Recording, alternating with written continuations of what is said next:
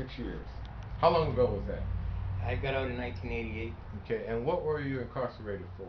It was drug related, sales of heroin. Okay, and uh, when you came out of prison, how did you, that first day out, how did you feel? I didn't feel free because I had to go to like a halfway house and I was still kind of incarcerated for in the county system, so I didn't really feel free. I was still had some time to do before I was actually let out. And how much time did you have to do before you were let out? I think it was 3 months. Okay, at the end of 3 months when you got out, how did you feel that day you got out?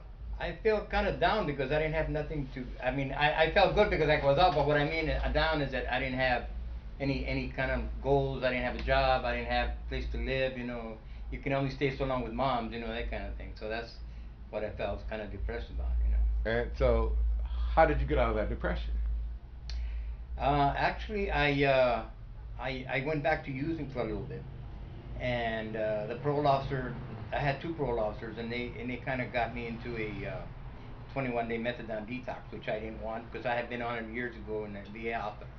But and then he threw me in a county jail for a couple of weeks to dry out, plus another 21-day detox methadone. I didn't want that. So I finally met somebody that said that I could go to the VA because I'm a veteran, and if I wanted to go, he could get me in. And he came pick me up and took me to the VA hospital in June the 20th, 1989, and I've been here ever since. Wow. How many of you have a story that's similar or close to that? Everybody. Everybody involved. The funny thing about this society, they make a million TV shows on everything, all the aspects of the thing that you're incarcerated for. You've all watched TV shows where you've watched somebody go through something where they've mocked or mimicked something that you went through, and you said, "Man, that's pure bullshit. It don't really go down like that." But if that's what Oh TV yeah. wants to project out there, so there's a story aspect that you all have that's going to excite and draw people. There's this certain amount of clientele or a certain amount of population that it's going to draw attention to.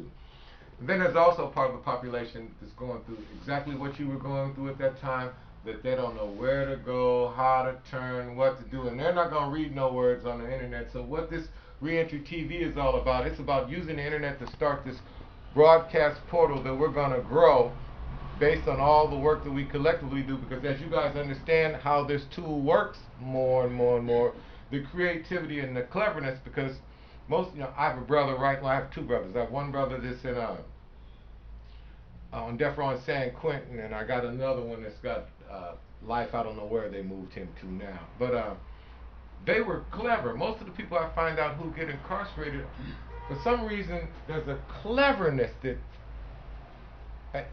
an inventiveness, a courage that you have to have. So when you find people who've gone through all of that and have gotten to the point to where you are, I feel we're probably in a room with some of the more creative people in the city who have a purpose, a goal, and a mission. And what Frankie and I want to do, and Ed, we want to take this camera, get your stories, because the story is going to be exciting to people. Like I